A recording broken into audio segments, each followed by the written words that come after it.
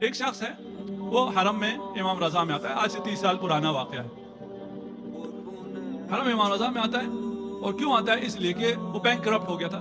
Business man تھا, Tehran میں ہوتا تھا, وہ بینک کرپٹ ہو گیا, اس کا سارا کاروبار ختم ہو گیا, اس کے قرضے اس پہ اتنے آ گئے, صبح شام قرض خواہ جو ہے وہ دروازے پہ, اس پہ کیس, وہ مشکل میں آ گیا. اس نے اپنی بیوی سے کہا کہ کچھ پیسے جوڑو, میں امام کے پاس جاتا ہوں, مشہد جاتا ہوں, وہاں سے میں مدد مانگوں گا, شاید امام کوئی میری مدد کر دیں, ہماری یہ مشکل شاید آسان ہو جائے. اس کے اپنے پاس تو کوئی پیسہ رہا نہیں تھا, بیوی نے کچھ پیسے جوڑے, اس کو کرایہ کر کے دیا, اور وہ ان پیسوں کو جیب میں ڈال کے مشہد پہنچ گیا. زری کے سامنے گیا. خدا ہم سب کو یہ زیارت نصیب فرمائے.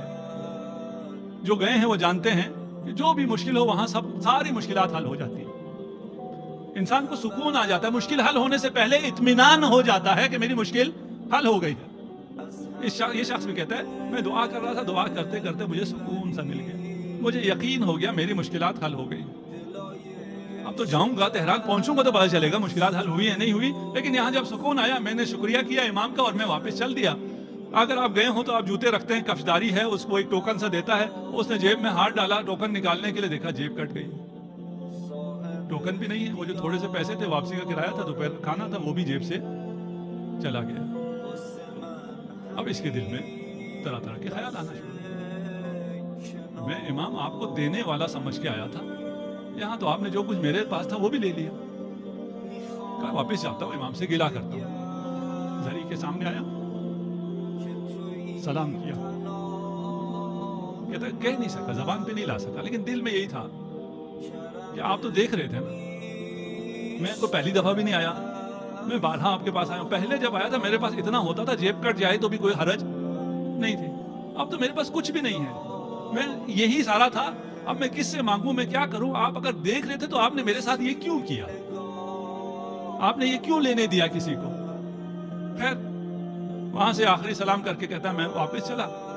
کچھ کر تو سکتا نہیں تھا, مانگ بھی نہیں سکتا تھا.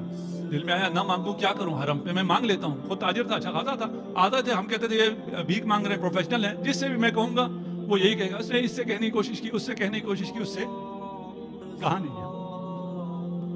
اس نے جیب میں ہاتھ ڈالا تو ایک سکہ اس کو ملا.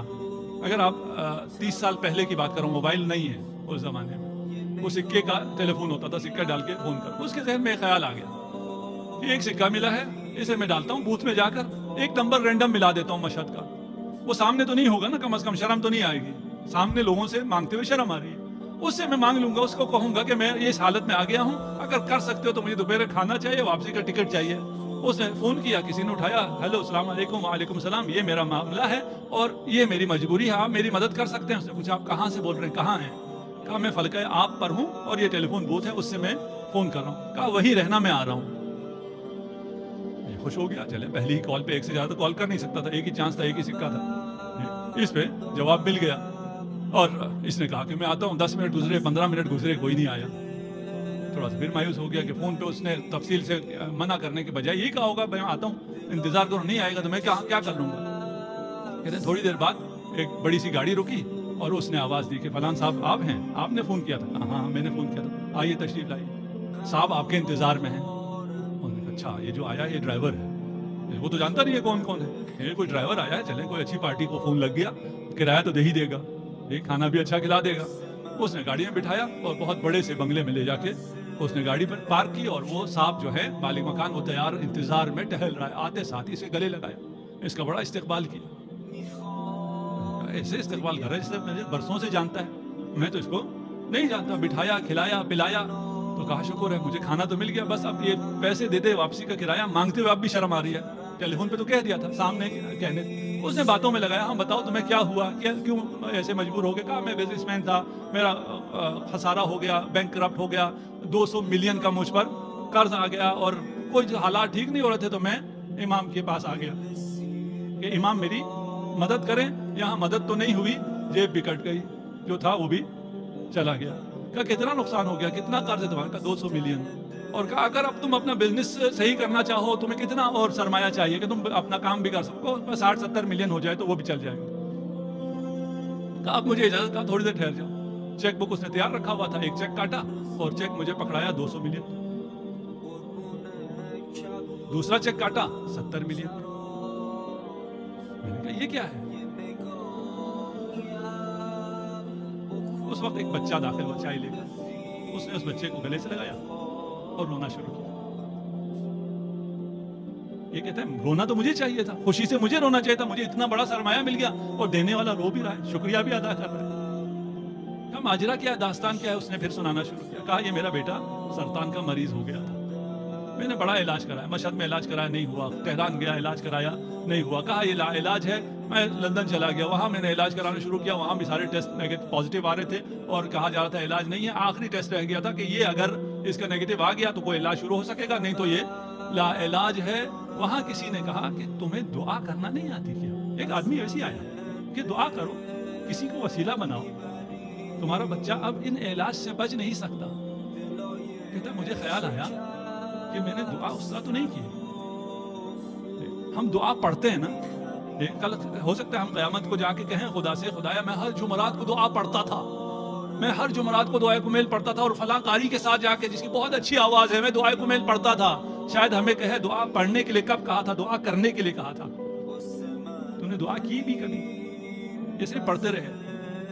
یہ کہتا ہے میں دعائے کمیل پڑھنے کے لیے بہت جاتا تھا، حرم بھی جایا کرتا تھا، لیکن دعا میں نے کی نہیں تھی۔ اس شخص نے جب کہا دعا کرو کسی کو وسیلہ بناؤ تو میں نے امام رضا کو وسیلہ بنایا۔ میں نے کہا امام اگر آپ نے میرے بیٹے کو شفاعت دی تو میں آپ کی زائر کی عزت کروں گا، آپ کے زائر کی حاجت روائی کروں گا۔ کہتے ہیں جب آخری ٹیسٹ آیا تو وہ نیگیٹو تھا، اور ٹیسٹ کیے میرا بچہ، انہوں نے کہا اس کو تو کچھ ہے ہی نہیں، اسے تو شفا مل گئی ہے۔ میں نے کہا کوئی علاج، کوئی آپریشن، کوئی کیمو تھراپی، کوئی ریڈیو تھراپی کا کچھ بھی نہیں، جب اس کو کچھ ہے ہی نہیں۔ میں بچے کو واپس لے کے آیا اور میں نے یہاں بھی سارا دوبارہ ٹیسٹ کرایا، سب نے کہا یہ بالکل صحیح ہو گیا۔ انسان ہے اتنی بڑی چیز ہونے کے باوجود بھی وہ بھول جاتا ہے۔ کہتا ہے میں اپنا وعدہ بھول گیا، میں نے جو امام سے وعدہ کیا تھا کہ میں کسی زائر کی مدد کروں گا، اسے خوش کروں گا، میں بھول گیا۔ کل رات امام میرے خواب میں آئے کہ تجھے اپنا وعدہ یاد ہے؟